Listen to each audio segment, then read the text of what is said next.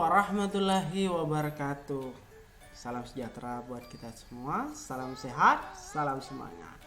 Anak-anak, hari ini kita ketemu lagi dan kita akan melanjutkan pembelajaran kita yang sebelumnya, dimana hari ini kita akan mempelajari tema 7 tentang kepemimpinan, subtema 3 ya. Ayo memimpin. Di buku kalian bisa dibuka pada halaman 102 ya, pembelajaran 1. Baik, kita masih dalam kondisi pandemi COVID-19. Tentunya kita harus tetap menjaga kesehatan kita dengan melakukan 3 hal utama. Yang pertama, menggunakan masker ketika keluar rumah, mencuci tangan menggunakan sabun, dan menghindari kerumunan-kerumunan yang dianggap tidak penting ya. Dan jangan lupa apabila kalian ada waktu, manfaatkan sedikit waktu kalian untuk berolahraga agar imunitas tubuh kita semakin kuat. Baik anak-anak, seperti biasa sebelum memulai pembelajaran, Bapak akan menyampaikan tujuan pembelajaran kita hari ini. Tujuan pembelajaran kita hari ini terdiri dari 3 bagian. Yang pertama, melalui kegiatan mengamati diharapkan kita mampu mengidentifikasi nilai-nilai persatuan dan kesatuan pada bacaan tentang kepemimpinan dengan teliti. Kemudian yang kedua, melalui kegiatan mengamati diharapkan kita mampu mengidentifikasi nilai-nilai keadilan dengan benar tentunya. Lalu yang ketiga, melalui kegiatan penugasan atau pelatihan diharapkan kita dapat menyusun konsep isi pidato dengan baik. Nah, beberapa waktu lalu kita juga sudah belajar banyak tentang pidato. Nah, kali ini juga kita akan coba lagi belajar tentang pidato agar kita lebih bisa memahami tentang pidato ya. Baik, kita mulai. Silakan buka buku kalian halaman 102. Apakah kamu ingin menjadi seorang pemimpin? Kemampuan apa saja yang sudah kamu miliki sekarang? Apakah kemampuanmu akan bermanfaat bagi anggota nantinya? Nah, untuk menjawab pertanyaan ini, marilah kita pelajari sekarang tentang sebuah wacana ya. Nah, oke. Apabila kamu ingin menjadi seorang pemimpin, kamu harus tahu siapa dirimu, apa kelebihan dan kekurangan. Nah, hal ini akan bermanfaat agar kamu tahu kemampuan apa yang harus kamu kembangkan. Kamu bisa belajar tentang kebutuhan dasar seorang pemimpin dari cerita di bawah ini. Bacalah teks ini di dalam hati ya. Nah, sebelum kita membaca teks, perlu diingat seorang pemimpin itu harus memiliki kebijakan-kebijakan khusus ya. Kamu harus tahu apa yang ada di dalam diri kamu, mampu tidak kamu untuk melakukan atau menjadi seorang pemimpin ya. Nah, kalau kamu merasa tidak mampu, maka cari cara untuk agar kita merasa mampu menjadi pemimpin. Apa saja kekurangan kita, kita cari kekurangan itu, kemudian kita pelajari agar dapat menutupi kekurangan kita tersebut ya. Seperti itu. Baik, sekarang ada wacana tentang semut dan belalang. Coba perhatikan baik-baik dan kalian bisa membaca juga di rumah ya, dan dengarkan, Bapak juga akan membacakan. Semut dan belalang. Di bawah ini, di bawah terik matahari, barisan semut berjalan rapi menuju sarang. Sudah puluhan kali barisan ini berjalan bolak-balik di bawah komando sang pemimpin. Setiap semut membawa butir makanan di atas badannya. Tidak lebih dari 1 butir dapat dibawa semut, hingga tak cukup sekali atau 2 kali mereka bolak-balik menuju sarang.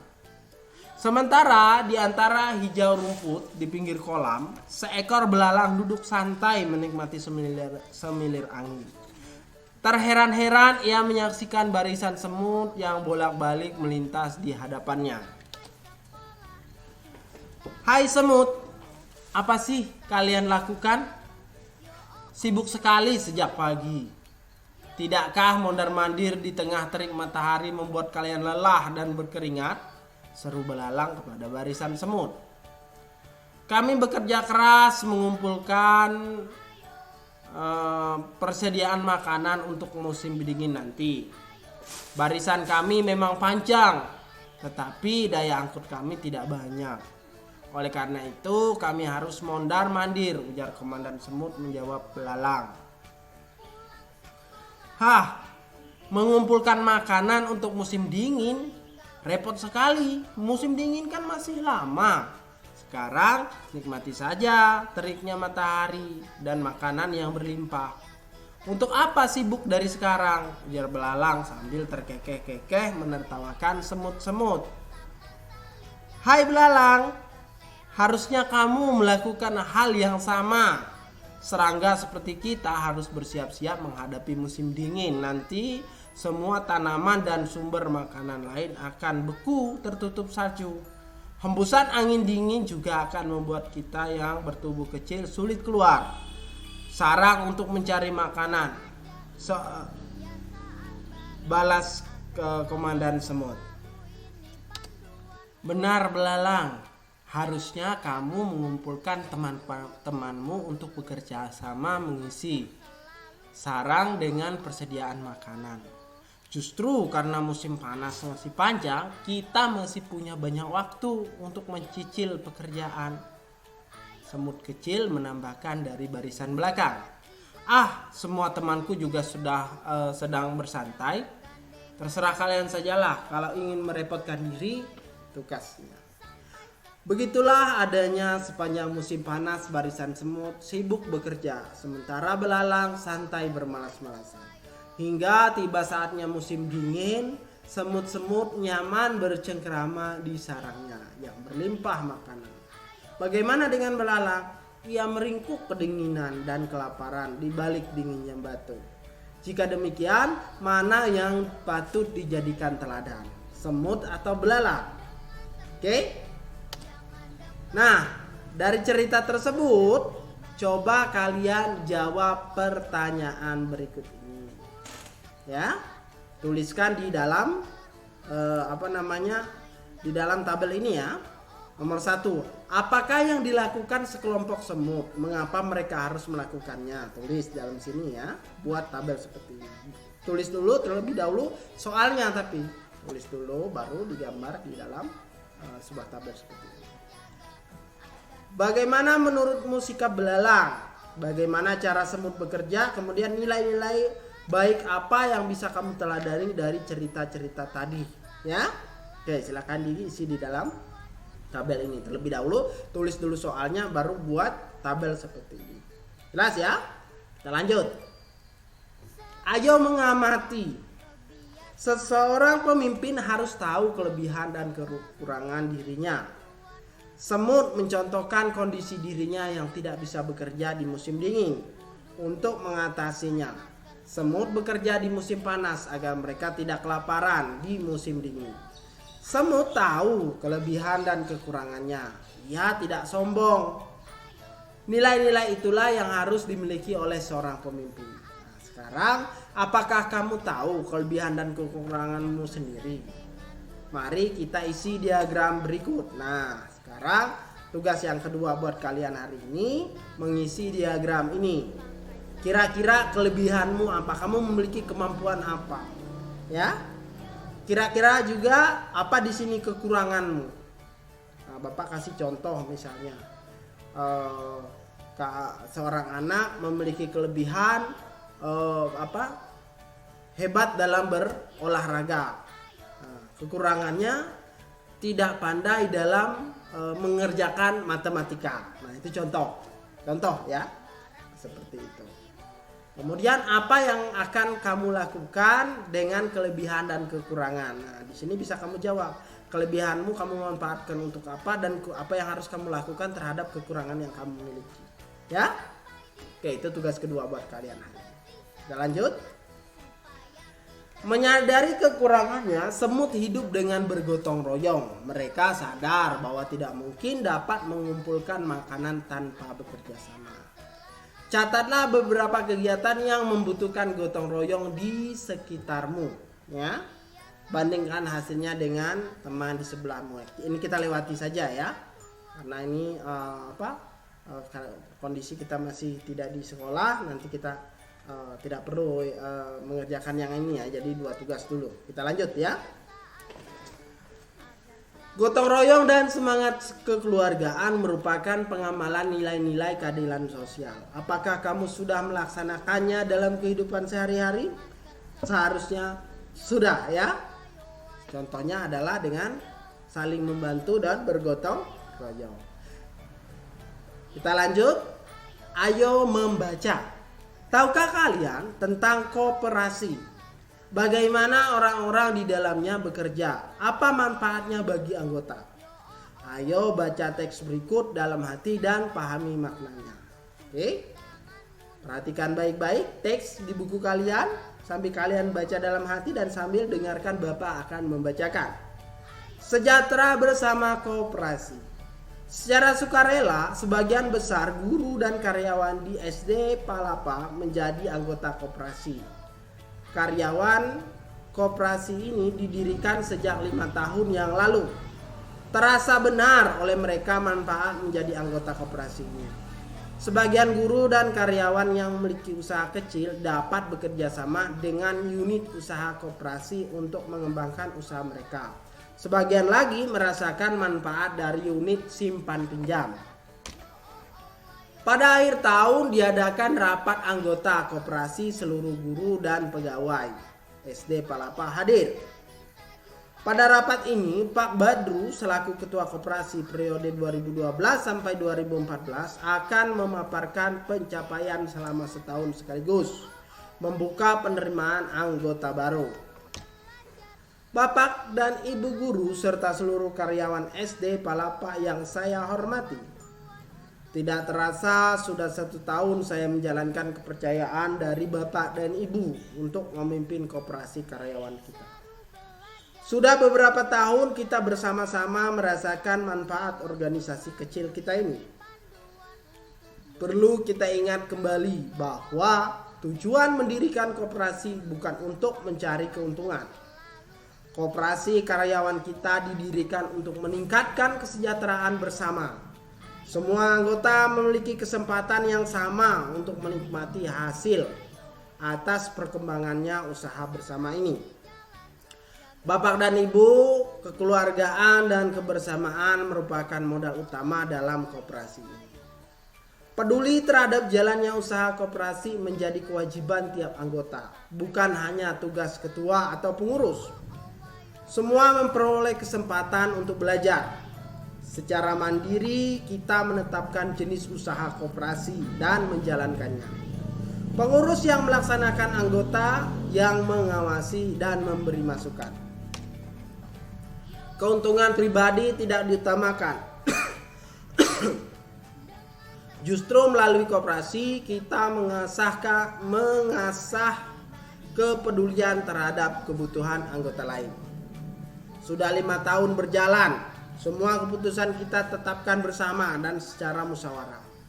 Begitupun dengan keuntungan koperasi di tahun ini.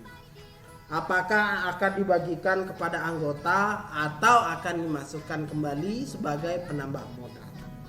Akan kita diskusikan dalam rapat besar hari ini. Bapak dan Ibu, rapat besar koperasi tidak hanya untuk anggota, namun terbuka untuk semua. Justru saya ingin semua keluarga besar SD Palapa menyaksikan proses musyawarah ini. Saya ingin semua menyaksikan bahwa banyak hal yang dapat dipelajari melalui koperasi karyawan. Saya ingin semua merasakan bahwa kesejahteraan bersama dapat diwujudkan melalui kepedulian, kekeluargaan, serta kebersamaan. Bapak dan Ibu, saya tentu berharap anggota koperasi terus bertambah. Semoga saja suatu saat nanti keluarga besar SD Palapa lengkap ada di dalamnya. Tak perlu risau memperhitungkan keuntungan pribadi, tetapi ayo kita berusaha mewujudkan kesejahteraan bersama melalui kooperasi. Suasana hening sejenak sebelum gemuruh tepuk tangan menyambut pidato Pak Badrun. Di dalam hati semua mengangguk setuju. Kesejahteraan bersama merupakan tanggung jawab semua. Oke, kita lanjut. Nah, dari bacaan tadi, coba sekarang kita coba pidato Pak Badru di dalam teks sungguh menggugah. Bisakah kamu membuat teks pidato seperti itu? Kamu bisa merancang teks terlebih dahulu sebelum dijadikan sebagai teks pidato dengan topik bermusyawarah untuk kepentingan bersama. Buatlah rancangan teks pidato untuk disampaikan di depan teman-temanmu nanti melalui video. Nah, kali ini tugas yang ketiga, nanti kalian buat pidato, ya, buat pidato lalu berpidato di depan video, ya. Nah, nanti Bapak akan kumpulkan video-video dari kalian tersebut, ya. Nah, kali ini berbeda dengan biasanya, kita harus membuat video berpidato, ya, tugas untuk berpidato. Oke. Jadi ini tugas ketiga. Ingat, tugas ketiga, buat sebuah pidato yang berhubungan dengan musyawarah, ya. Kalian boleh cari contoh-contoh dari manapun, ya, bebas. Tapi usahakan menggunakan bahasa sendiri nanti. Contoh-contoh kamu boleh nyari dari yang lain. Kemudian dibacakan di depan video. Videonya dikirimkan ke Bapak. Nggak usah panjang-panjang. 1 menit, 2 menit nggak apa-apa. Ya? Jelas ya? Oke, kita lanjut. Pemimpin yang tahu kelebihan dan kekurangan dirinya adalah pemimpin yang bijaksana. Bergotong royong dan musyawarah merupakan cerminan dari pemimpin tersebut. Pemimpin yang bijaksana merupakan pemimpin yang amanah. Oke? Mungkin untuk hari ini kita cukupkan, ya. Jadi ada 3 tugas, ya. Dan yang terakhir tadi tugasnya Bapak harap kalian bisa membuat video, ya. Pertama, buatkan dulu teks pidatonya. Boleh kalian mengambil contoh dari manapun, bebas, ya. Nah, tapi nanti kalian rubah dengan bahasa kalian sendiri yang lebih baik lagi. Lalu kalian bacakan di depan video. Suruh teman, kakak, adik atau siapapun untuk memvideokan kalian membacakan teks tersebut. Ingat, gunakan mimik, cara membaca pidato yang baik. Gunakan gerakan tangan dan lain-lain. Oke? Baik, Bapak akhiri untuk hari ini. Mudah-mudahan apa yang kita pelajari bermanfaat. Wabillahi taufiq wa hidayah. Assalamualaikum warahmatullahi wabarakatuh. Salam cerdas.